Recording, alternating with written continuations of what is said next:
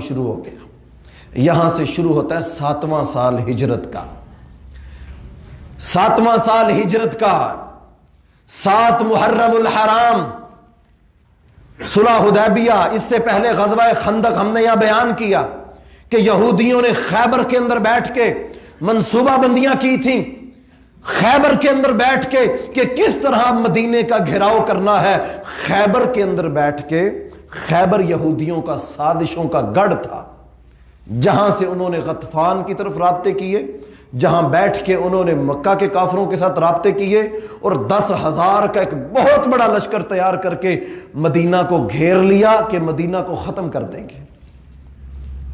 یہ یہودی کہاں آباد تھے؟ یہ ہے آج بھی مدینہ سے تقریباً 100 میل کے فاصلے پہ.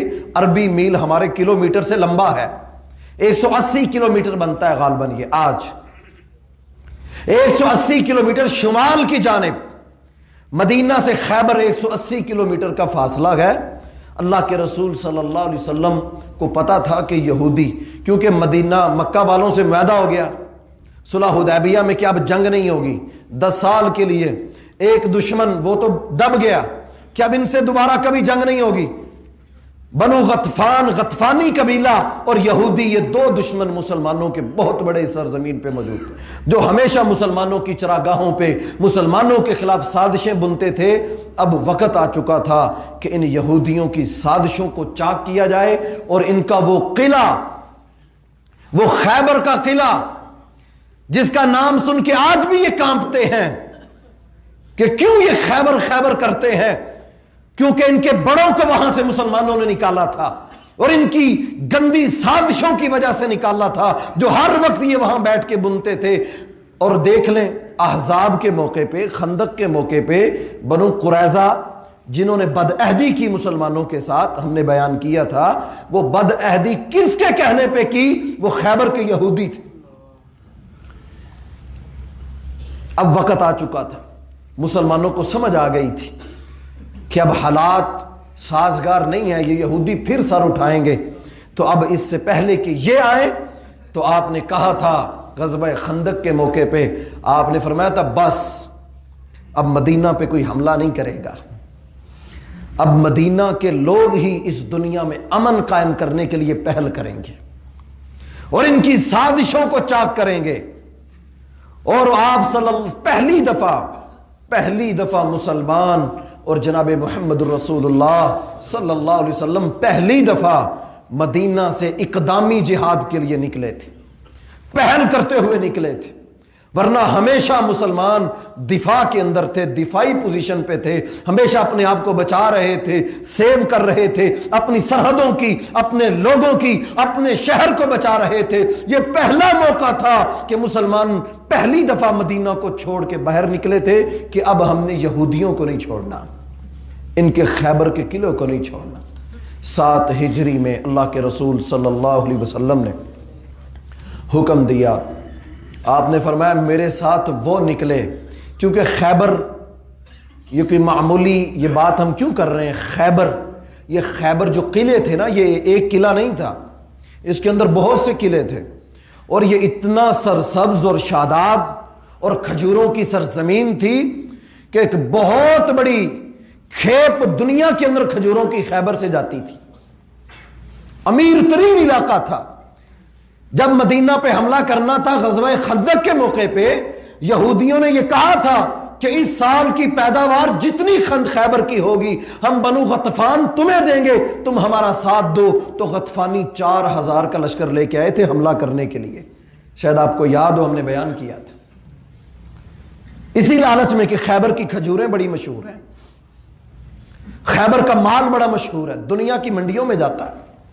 اللہ کے رسول صلی اللہ علیہ وآلہ وسلم نے اعلان کیا کہ جو میرے ساتھ حدیبیہ کے موقع پہ نکلے تھے نا، اب وہی میرے ساتھ خیبر کو فتح کرنے کے لیے نکلیں گے.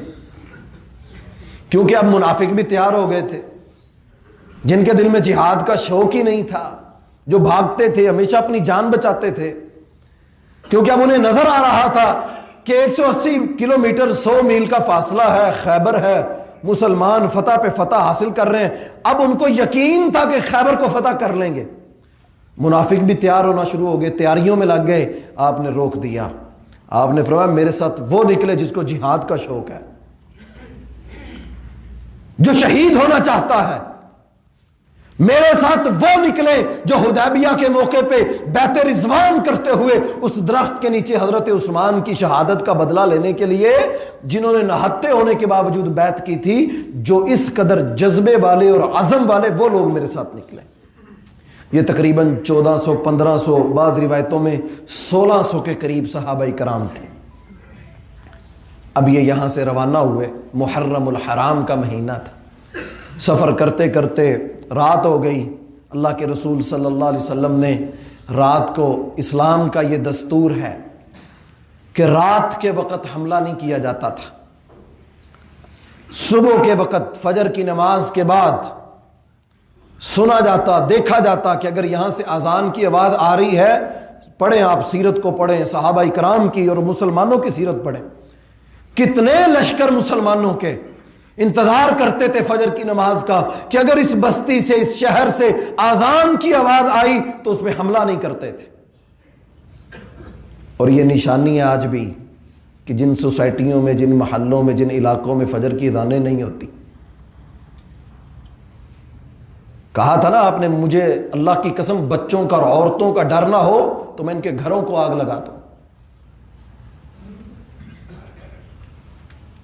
खातमुन नबिय्यीन, रहमतुल लिल आलमीन, इतनी सख्ती नमाज के मामले के अंदर। आपने फजर की नमाज पढ़ाई, खैबर के करीब जाके पड़ाव किया, फजर की नमाज पढ़ाई, सुबह हुई। आप सल्लल्लाहु अलैहि वसल्लम ने अबू तलहा रज़ी अल्लाह तआला अन्हु को अपने साथ लिया तो आप खैबर के बाजार में दाखिल हुए। अब ये वो खैबर जहां से बैठ के वो साजिशें करते थे, जब उन्होंने देखा तो कहने लगे वल्लाही मुहम्मदुन वल खमीसु, अल्लाह की कसम ये मोहम्मद हैं और ये मोहम्मद के लश्कर हैं। वो सुबह सुबह हाथों में कुदालें पकड़ी हुई अपनी जमीनों को काम करने के लिए निकल रहे थे। उनके वहमो गुमान में भी नहीं था कि मुसलमान हमारे सरों पे ऐसे आ जाएंगे। वो दौड़े अपने घरों को, किला बंद हो गए। अल्लाह के रसूल सल्लल्लाहु अलैहि वसल्लम ने वहां मुहासरा किया और उनको पैगाम भेजा और आपने ये कहा कि मेरे सहाबा, कई दिनों तक ये मुहासरा जारी रहा। आपने उस मौके पर कहा, फरमाया मेरे सहाबा, कल मैं एक ऐसे बंदे के हाथ में झंडा दूंगा, कल मैं एक ऐसे बंदे के हाथ में झंडा दूंगा जिसके हाथ पे अल्लाह खैबर को फतह करेगा। और फरमाया वो ऐसा शख्स है कि जो अल्लाह से भी मोहब्बत करता है और अल्लाह के रसूल से भी मोहब्बत करता है। फिर आगे खुशखबरी दी, फरमाया अल्लाह भी उससे मोहब्बत करता है और अल्लाह के रसूल भी उससे मोहब्बत करते हैं। यह इतना बड़ा एजाज था। आपने ये बात की, सहाबा इकराम चले गए। हजरत उमर कहते हैं रज़ी अल्लाह ताला अन्हु, कहते सारी जिंदगी मेरे दिल में ये कभी ख्याल नहीं आया कि ऐ रब मुझे ओहदा चाहिए, मुझे कोई जिम्मेदारी चाहिए। कहते कभी ख्याल नहीं आया, ना मैंने कभी डिमांड की कि मुझे ये चाहिए, ये ओहदा चाहिए। कहते ये वो वाहिद रात, ऐसी रात थी कि जिस रात मैं ये दुआ करता रहा, ऐ अल्लाह काश वो मैं उमर बिन खत्ताब हूं जिसको कल ये झंडा थमा दिया जाए। कितने सहाबा जो रात को जाग के गुजार रहे थे, तड़प थी इस्लाम की कि हमारा नाम उन लोगों में शामिल हो जाए जिससे अल्लाह भी मोहब्बत करता है, जिससे अल्लाह के रसूल भी मोहब्बत करते हैं। सुबह हुई, आप सल्लल्लाहु अलैहि वसल्लम ने फरमाया ऐन अली इब्न अबी तालिब, अली बिन अबी तालिब कहां हैं? फरमाया अल्लाह के रसूल सल्लल्लाहु अलैहि वसल्लम, उनकी आंखें खराब हैं, वो आराम कर रहे हैं। फरमाया बुलाओ मेरे पास। लेके आए। आपने अपना लुआब हजरत अली रज़ी अल्लाह तआला अन्हु की आंखों में डाला। हजरत अली कहते हैं सारी जिंदगी मेरी आंखों में कभी कोई तकलीफ आई ही नहीं। वो आंखें जो दर्द कर रही थीं, जो खुल नहीं रही थीं, आराम नहीं था, جنگ کے میدان میں نکلنا تھا، دشمن کے تعاقب میں نکلنا تھا۔ کہتے اللہ کے رسول صلی اللہ علیہ وسلم نے میری آنکھوں میں لعاب ڈالا اور میرے ہاتھ میں جھنڈا تھمایا۔ پھر حضرت علی کہتے میں نے جب وہ جھنڈا تھاما تو میں نے پھر اس موقع پر کہا کہ اللہ کی قسم میں اس وقت تک لڑوں گا جب تک میرے جسم میں ایک خون کا قطرہ ہے، میں اسلام کے دفاع کے لیے لڑتا رہوں گا۔ آپ نے فرمایا علی تیرے یہ جذبے، تیرے یہ عزم اللہ ان کو قائم رکھے، لیکن میں تجھ کو نصیحت کرتا ہوں یہ جھنڈا تھماتے ہوئے خیبر کا اللہ تیرے ہاتھوں اس کو فتح کرے گا، میں تجھے یہ نصیحت کرتا ہوں اے علی تو ان کو جا کے سب سے پہلے اسلام کی دعوت دینا، ان کو اسلام کی دعوت دینا، ان کو اللہ کے احکام بتانا، اگر وہ تو مان لیں تو ٹھیک، پھر ان کو کہنا کہ ٹیکس دو، جزیہ دو، اگر اس پہ بھی راضی نہ ہوں پھر ان سے کہنا کہ اب تلواریں تیرے اور میرے درمیان فیصلہ کریں گی، لیکن علی میں تجھے یہ کہتا ہوں کہ اگر تیری دعوت پہ تیرے کہنے پہ کوئی ایک بندہ بھی راہ ہدایت پہ آ گیا، کوئی ایک بندہ بھی راہ ہدایت پہ آ گیا تو اے علی سرخ اونٹوں سے 100 سرخ اونٹوں سے بہتر ہے تیرے لیے۔ یہ سرخ اونٹ آج بھی عرب میں بڑا قیمتی اونٹ ہے، ہماری پراڈو لینڈ کروزر کے مقابلے میں ہے سرخ اونٹ، کروڑوں کا ہے آج بھی۔ اس دور میں کہا علی تیرے لیے 100 سرخ اونٹوں سے بہتر ہے کہ تو جا تو فتح کرنے رہا ہے، لیکن تیری دعوت پہ تیرے کہنے پہ کوئی ایک بندہ اللہ کا ہو گیا، اللہ کی طرف آ گیا تو علی تیرے لیے 100 سرخ اونٹوں سے بہتر ہے۔ آج ہم بھی یہ جذبے اگر پال لیں کہ میری وجہ سے کوئی ایک بندہ نمازی بن جائے، میرے اکیلے کی دعوت پہ کوئی شرک چھوڑ دے، میرے اکیلے کے کہنے پہ کوئی اللہ کا بندہ بن جائے، ہم قبروں میں ہوں اور ٹھنڈی ہوائیں آ رہی ہوں، بندہ پوچھے یہ عمل تو میں نے کیے ہی نہیں تھے، یہ کہاں سے آ رہی ہیں یہ نیکیاں، یہ پہاڑوں جیسی نیکیاں، یہ عمل تو میں کر نہ سکا، فرشتے کہیں یہ وہ نیکیاں ہیں جو تو نہ کر سکا لیکن تو نے کسی کو اس رستے پہ لگا دیا تھا، تیرے مرنے کے بعد وہ کرتا رہا، ہم نے تجھے بھی پورا اجر دیا۔ یہ تڑپ پیدا کی جنگ کے میدان کے اندر، اور دیکھیں اللہ کے رسول صلی اللہ علیہ وسلم میں بڑی تڑپ تھی۔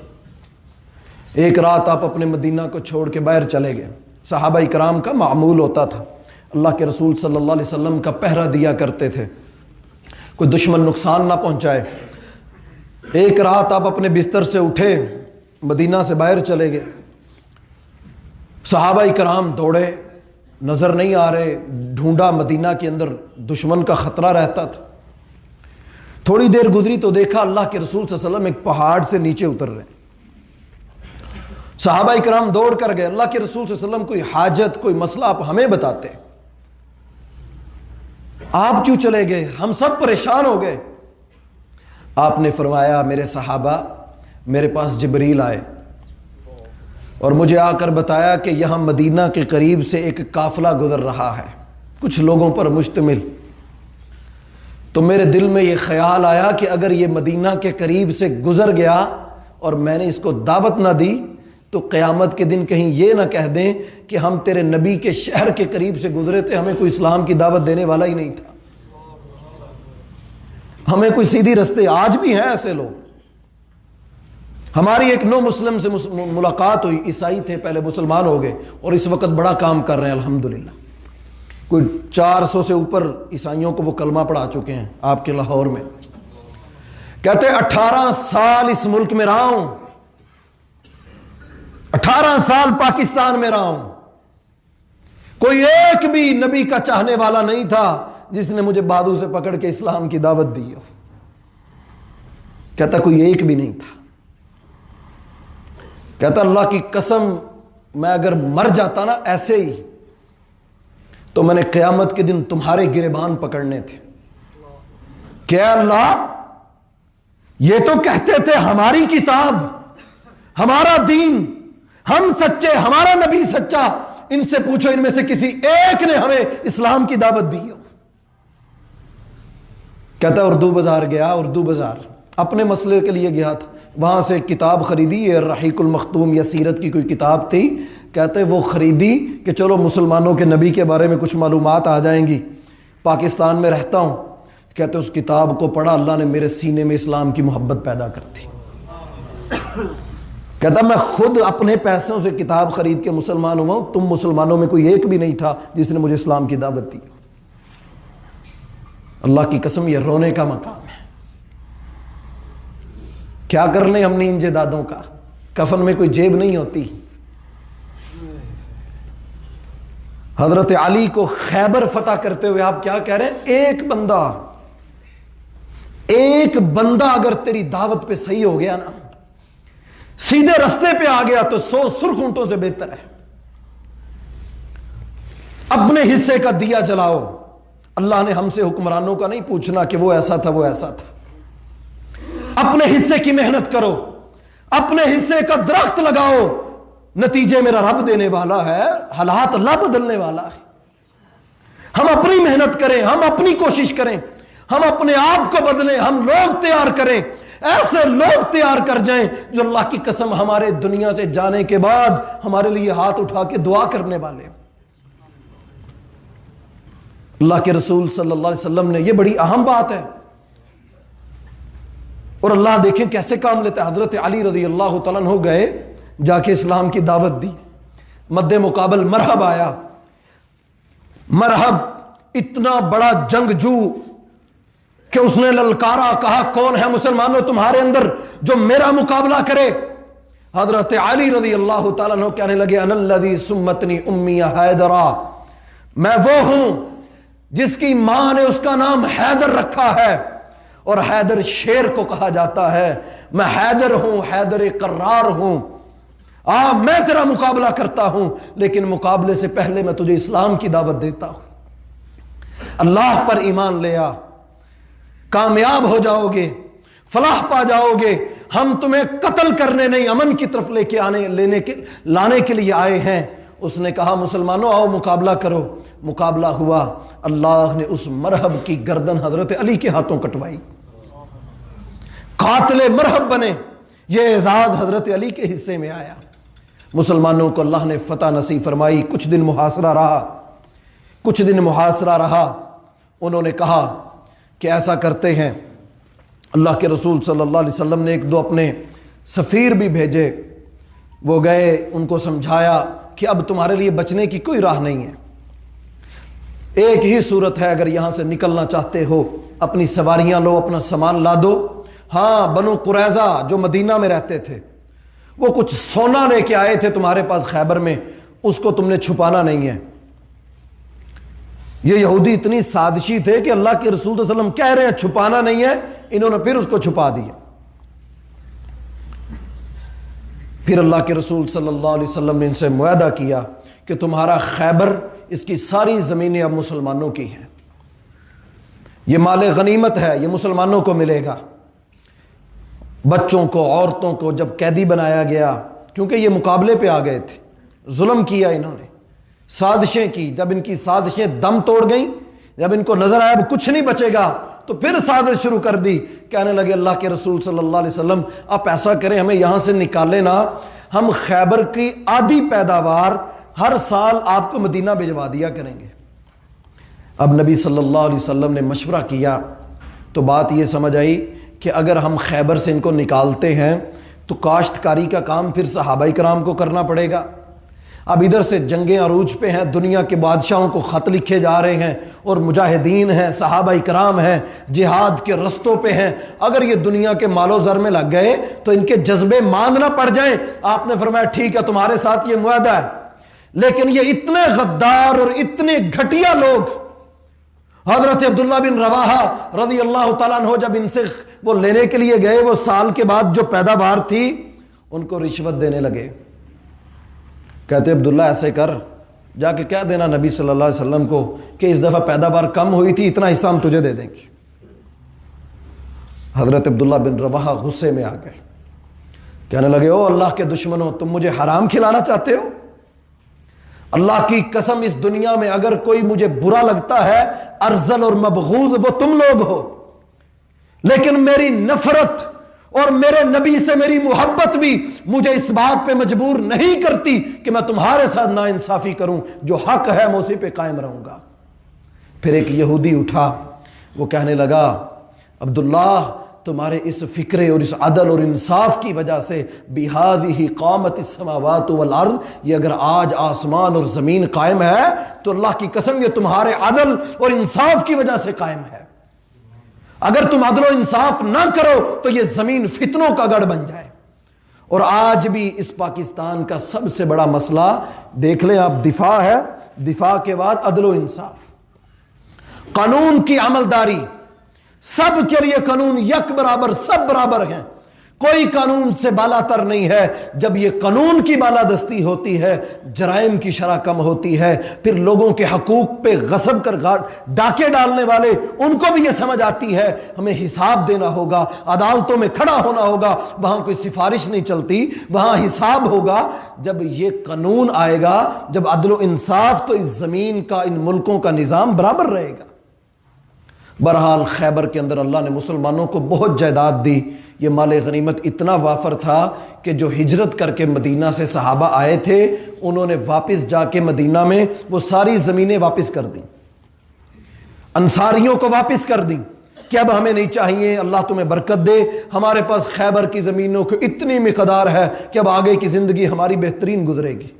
اللہ نے اتنا مال غنیمت دیا, لونڈیاں دیں. اب یہ یہودی سردار تھا حیی بن اخطب, اس کی بیٹی سے اللہ کے رسول صلی اللہ علیہ وسلم کا نکاح ہوا. ام المؤمنین بنی صفیہ رضی اللہ تعالی عنہا. جب یہ لونڈی بنائی گئیں, اللہ کے رسول صلی اللہ علیہ وسلم کو بتایا گیا یہ سردار کی بیٹی ہے. آپ نے ان کو دیکھا اور آپ نے ان سے کہا کہ میں تم کو آزاد کرتا ہوں, آزاد کرتا ہوں, اور آزاد کرنے کے بعد میں تم کو پیغام نکاح دیتا ہوں اگر تم اس کو قبول کرنا چاہو.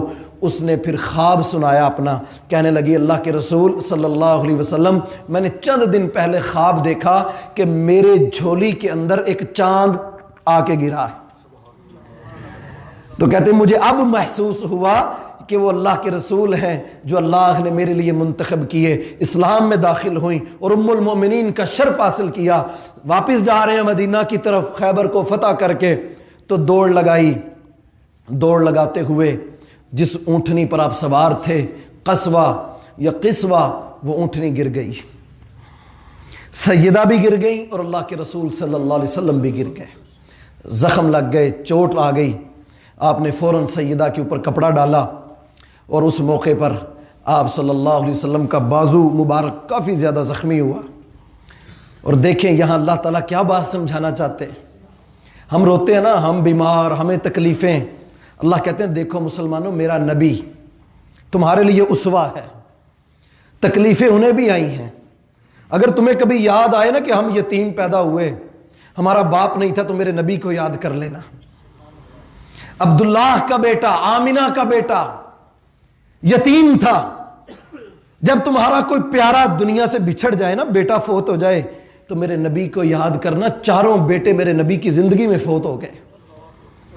اگر تمہیں کبھی لگے کہ میری بیٹی کا غم ہے مجھے, تو میرے نبی کی زندگی میں تینوں بیٹیوں کی وفات ہو گئی.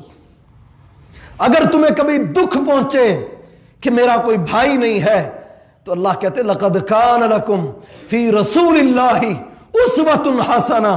میرے نبی کو یاد کرنا, میرے نبی کا بھی کوئی بھائی نہیں تھا, میرے نبی کی بھی کوئی بہن نہیں تھی.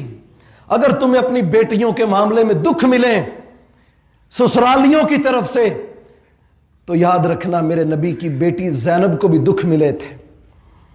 اگر تمہیں لگے کہ ہاں میرا کوئی رشتہ دار چچا فوت ہو گیا ہے, مجھ پہ پہاڑ ٹوٹ پڑے, تو مسلمانوں میرے نبی کو یاد کرنا, ان کے چچا ابو طالب بھی دنیا سے وفات پا گئے تھے. اگر آپ کو لگے ان کے دادا, تو میرے نبی کے بھی دادا دنیا سے وفات پا گئے تھے. یہ سارے دکھ جو ایک انسان سمجھتا ہے, بیماریاں, سر میں درد, تکلیف, ہم سمجھتے ہیں ہمیں آئی ہیں, اور مسلمانوں تمہارے نبی صلی اللہ علیہ وسلم پر بھی یہ مشکلات آئیں. لیکن بتائیں کبھی شکوہ کیا ہو؟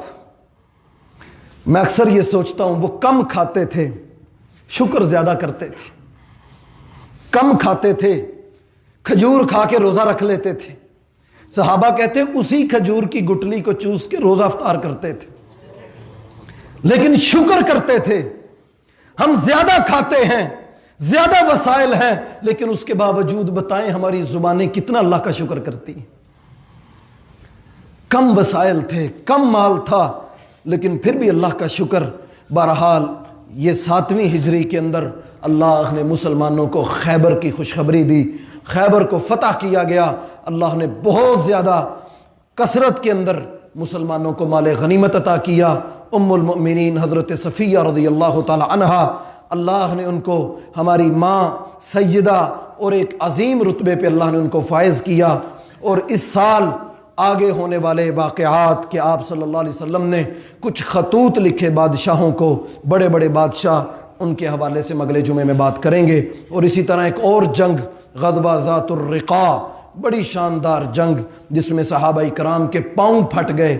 انشاءاللہ ہم اس حوالے سے بھی اپنے اگلے خطبہ جمعہ میں بات کریں گے. اللہ سے دعا ہے اللہ تعالی ہمیں مشکلات پہ صبر کرنے کی اور فتوحات کے اوپر اللہ سے دعا کرنے کی اور اپنے عقیدے درست کرنے کی, اور اللہ تعالی ہمیں سیرت النبی پہ عمل کرنے کی توفیق عطا فرمائے. وآخر دعوانا ان الحمد للہ رب العالمین.